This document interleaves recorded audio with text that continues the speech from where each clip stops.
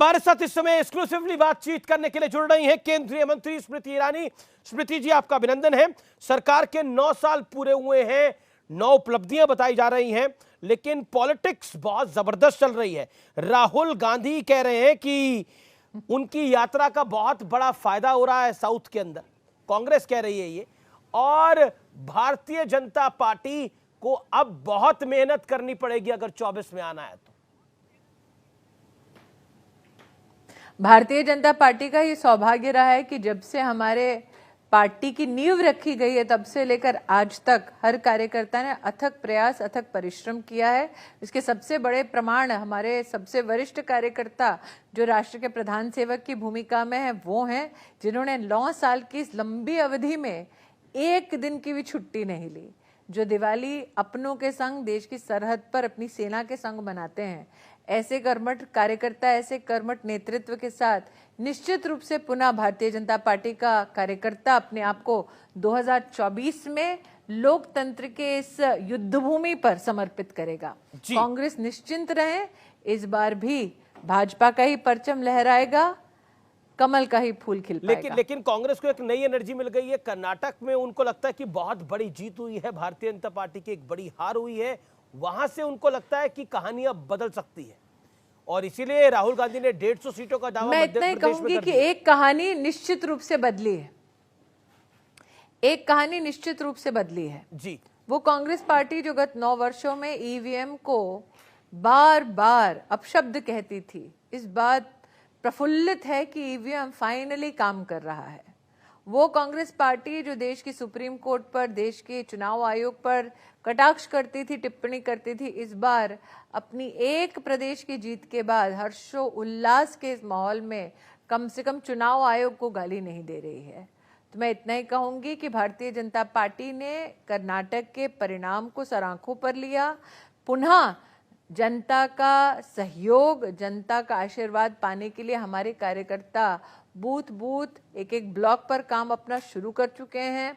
लेकिन कांग्रेस अगर इस खुशफहमी में है कि ये संकेत है 2024 में उनके लोकसभा के चुनाव में किसी भी प्रकार की जीत का, तो मैं कार्यकर्ता होने के नाते अमीर जी चाहूंगी कि वो इस खुशफहमी में लिप्त रहें और हम कार्यकर्ता हमारी पार्टी के परचम को लहराने के लिए पूर्ण रूप से सफलता पार्टी को दिलाने के लिए हर बूथ पर काम करें। लेकिन एक बड़ा सवाल, क्योंकि ये रील्स का जमाना है, शॉर्ट्स का जमाना है, तो एक सवाल मैं सोशल मीडिया व्यूअर्स के लिए आपसे पूछ रहा हूं स्मृति जी, और मुझे उम्मीद है कि आप इसका जवाब देंगी। एक ऐसा काम जो आपको लगता है कि इस सरकार ने जो करा है और वो गेम चेंजर है आपकी राय में, वन वर्क इन 9 years। मुझे लगता है इस 9 साल की अवधि में गेम चेंजर ये रहा कि आपने 11 करोड़ परिवारों में, जिसमें प्रत्येक परिवार में कम से कम 4 लोग हैं, ऐसे 40 करोड़ नागरिकों को इज्जत से अपने दिन की शुरुआत करने की व्यवस्था कर दी। वो आपके लिए शायद हेडलाइन ग्रैबर नहीं होगा, लेकिन कम से कम सम्मान दिलाने वाला ये काम गेम चेंजर गरीब परिवार के लिए है। मुझे लगता है कि एडमिनिस्ट्रेटिवली गेम चेंजर ये बात भी है कि जिस देश में राजीव गांधी ये कहते थे रुपया दिल्ली से चलता है तो 15 पैसा हो जाता है गांव तक पहुंचते पहुंचते, इन 9 वर्षों में 25 लाख करोड़ रुपया देश की तिजोरी से सीधा देश के गरीब के बैंक के खाते में गया है। मुझे लगता है गेम चेंजर ये भी है कि जो कांग्रेस पार्टी ने अपने कार्यकाल में 4 करोड़ फर्जी लाभार्थी बना रखे थे राशन कार्ड की दुनिया में, उन फर्जी लाभार्थियों को सिस्टम से हटाया गया, देश का 2,75,000 करोड़ रुपया बचाया गया।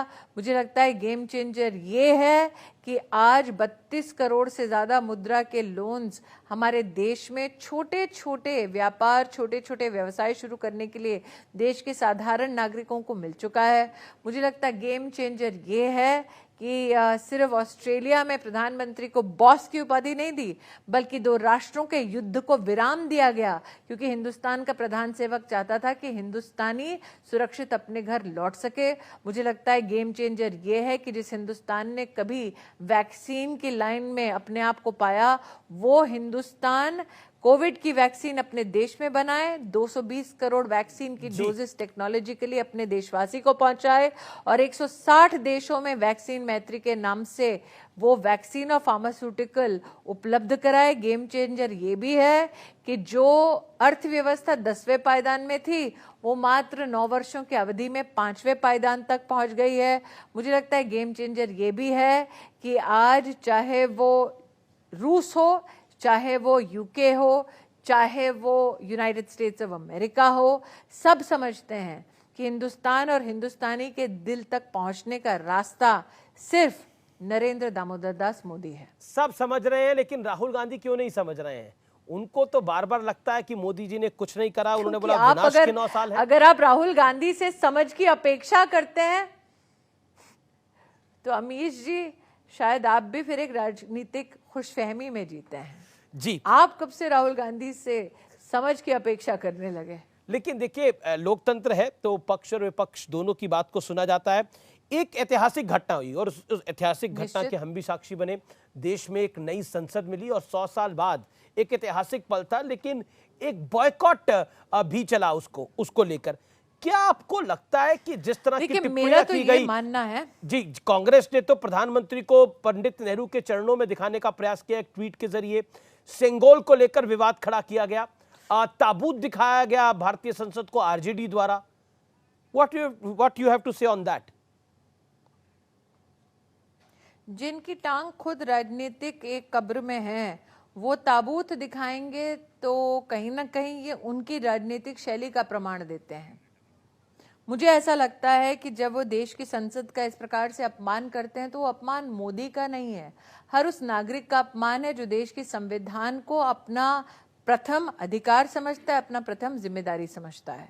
मुझे ये भी लगता है कि जिन लोगों ने ये छलावा किया कि वो पार्लियामेंट का बॉयकॉट करेंगे, वो क्या आगामी सेशन में पार्लियामेंट में अपने पैर नहीं धरेंगे? और जहां तक सेंगोल की बात है तो भारत के इतिहास को जुटलाना ये तो गांधी खानदान की खासियत है। हिंदू धर्म पर कटाक्ष करना ये तो गांधी खानदान की खासियत है। जयराम रमेश ने कहा, जयराम रमेश ने बोला ये व्हाट्सएप यूनिवर्सिटी का ज्ञान है। अगर नेहरू जी को जयराम रमेश इस प्रकार की अभद्र टिप्पणी कर सकता है तो सोनिया जी को सोचना चाहिए कि ससुर साहब की बदनामी करने वाले को वो क्या अभी भी मीडिया का चार्ज देंगी? ये तो बहू जाने, उनका ससुराल जाने। लेकिन एक बड़ा पॉइंट है सेंगोल को लेकर। जब सेंगोल को स्थापित किया गया, मंत्रोच्चारण हुआ, उससे पहले सर्वधर्म सभा भी हुई, लेकिन उसको एक धर्म विशेष के साथ जोड़ने का प्रयास हुआ और उसको लेकर भी एक पॉलिटिक्स है। Your take on that? मैं इतना ही कहूंगी, आपने सर्वधर्म की प्रार्थनाओं का वहां उल्लेख किया। मैं एक पारसी से ब्याही हूँ, इंदिरा जी भी एक पारसी से ब्याही थी, और जहाँ तक लीनियज की बात है तो कहीं ना कहीं गांधी खानदान में पारसी का वो अंश भी है। मैं एक प्रैक्टिसिंग हिंदू हूँ और बड़े गर्व के साथ आज कह सकती हूँ कि पारसी समुदाय की वहाँ प्रार्थना हुई, जिसे कहते हैं अशेम वहु वहिस्तमस्ति उस्तास्ति उस्तायमाय या दशाए वहिस्ते अशेम। ये एक प्रैक्टिसिंग हिंदू पारसी धर्म की एक प्रेयर आज आपके सम्मुख हम लोग बड़ी विनम्रता के साथ, श्रद्धा के साथ अर्पित कर रहे हैं, धर्म को, समाज को, भगवान को। तो सर्वधर्म संभाव क्या होता है उसका एक चित्र आपने पार्लियामेंट की उस नई संसद की व्यवस्था को लोकार्पित करने से पहले स्वयं देखी है। जहां तक हिंदू संतों का सवाल है तो क्यों कांग्रेस पार्टी को हिंदू संतों से इतना परहेज है, ये सवाल एक्चुअली पूछना ही व्यर्थ है। क्योंकि जिन्होंने शंकराचार्य पर कटाक्ष कर लिया, संतों पर लाठी चार्ज करवाया, उनसे मैं अपेक्षा ही कैसे कर सकती हूँ कि वो मेरे समाज का, मेरे धर्म का सम्मान करें। जिन्हें सत्ता की कुर्सी पर बैठकर हिंदू आतंकवादी प्रतीत होता है, उनसे मैं अपने समाज के प्रति कैसे सम्मान अपेक्षित कर सकती हूँ? जी, जो अपनी कर्नाटक की जीत को हिंदू धर्म के खिलाफ की जीत बताते हैं, उनसे मैं कहाँ अपेक्षा कर सकती हूँ कि वो मेरे धर्म के प्रति आदर का भाव रखें। जिन्होंने राम के अस्तित्व को झुठला दिया, जो आज तक एक पग नहीं धरे राम मंदिर के प्रति, उनके प्रति मैं यही भावना रख सकती हूँ कि ना मेरे समाज का सम्मान करेंगे, ना मेरे संतों का सम्मान करेंगे। जी, लेकिन ना एक और संसद का सम्मान करेंगे। एक और उसका बड़ा प्रमाण तो उन्होंने खुद ही दे दिया। जी, एक और बड़ा विषय है पहलवानों को लेकर जो विवाद चल रहा है। उन्होंने विसर्जन का भी आज प्रयास किया, फिर नरेश टिकैत को दे दिए। क्या आपको लगता नहीं है भारतीय जनता पार्टी के लिए कि शासन के लिए, सरकार के लिए एक इमेज में बहुत बड़ा डेंट है, जिस तरह से पहलवान सड़कों पे हैं लगातार? देखिए कानून, और आपके सांसद पे मैं आरोप है। अभी आपके इस कार्यक्रम से पहले ही, मैं अभी आपसे चर्चा करने से पहले एक कार्यक्रम में बबीता फोगाट जी के साथ थी, जो उसी परिवार की सदस्य हैं। आपको लगता है कि अगर इस प्रकार का कोई निर्दयी, निर्लज्ज अथवा ऐसा कोई कानून पर प्रहार करने वाला काम हम कर रहे होते तो बबीता फोगाट मेरे संग बैठी होती? जहां तक कानून की बात है, सुप्रीम कोर्ट ने स्वयं इस विषय पर अपनी टिप्पणी कर दी है। आपको भाजपा पर विश्वास ना हो तो क्या सुप्रीम कोर्ट पर भी आप विश्वास नहीं करेंगे? वर्तमान में एक इन्वेस्टिगेशन चल रही है। जितना कानून मैंने समझा है, इन्वेस्टिगेशन में हस्तक्षेप करना कानून की मर्यादा का उल्लंघन करना है। तो क्यों कांग्रेस पार्टी चाहती है कि कानून का उल्लंघन हो? क्यों कांग्रेस पार्टी चाहती है कि निष्पक्ष जांच ना हो? क्यों कांग्रेस पार्टी के सरगना और कई नेता ऐसे विषय में नेतृत्व करते हुए दिखाई दे रहे हैं और उनकी मंशा न्याय संगत ना हो, राजनीति के प्रति हो? ये प्रश्न तो निश्चित रूप से वर्तमान में जनता के मध्य में घूम रहे हैं। मैं इतना ही अपील करूंगी कि वो महिला जो कानूनी लड़ाई लड़ती है इंसाफ के लिए, उसके पक्ष की बात कहती हूं।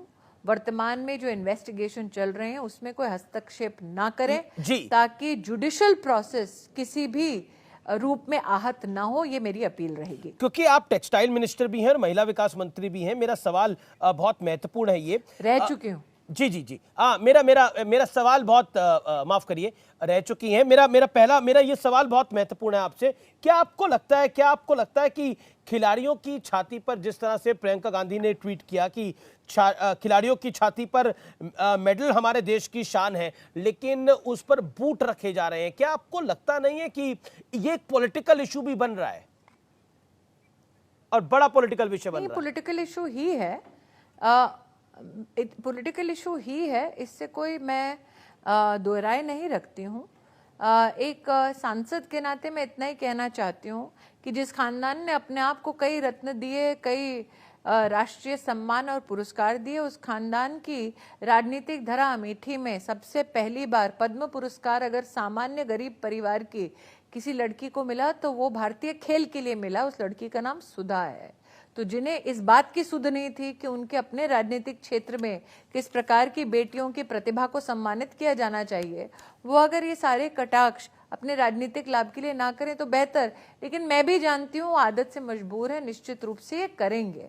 दोबारा कहती हूँ, एक महिला होने के नाते निष्पक्ष जांच हो, जुडिशियल प्रोसेस में कोई बाधा ना बने, और जिस केस में स्वयं सुप्रीम कोर्ट अपनी टिप्पणी दे चुके हैं उस पर, सुप्रीम कोर्ट पर जो विश्वास नहीं करते उस पर मैं कोई टिप्पणी नहीं कर सकती। आखिरी सवाल, सुप्रीम कोर्ट की टिप्पणी का सम्मान नहीं कर सकते।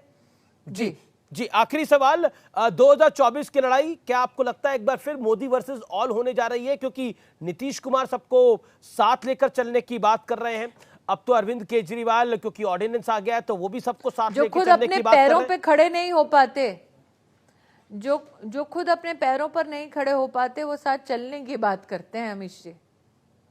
और किस प्रकार का ये याराना है ये? कांग्रेस पार्टी ये जवाब दे दे। ममता बंदोपाध्याय ने बंगाल में कई कांग्रेस के कार्यकर्ताओं के ऊपर शोषण किया, प्रहार किया, ऐसा कई कांग्रेस के नेता स्वयं कहते हैं। तो जिस टीएमसी का हाथ सना है कांग्रेस के कार्यकर्ताओं के खून के साथ, क्या गांधी खानदान उस टीएमसी के साथ हाथ मिलाएगी? नीतीश जी ने गांधी खानदान को भ्रष्ट कहा, क्या गांधी खानदान उनका आलिंगन कर पाएगी? गांधी खानदान और देश ने लालू जी को भ्रष्ट कहा, क्या राहुल गांधी की स्वच्छ राजनीति राहुल जी को इस बात की इजाजत देती है कि वो लालू जी को क्लीन चिट दे पाएंगे? केजरीवाल साहब गांधी खानदान और कांग्रेस के कसीदे पढ़ते थे एक जमाने में, शरद पवार जी को गाली देते थे।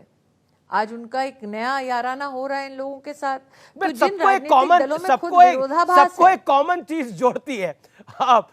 वो कॉमन चीज है नरेंद्र मोदी। सब नरेंद्र मोदी के खिलाफ है।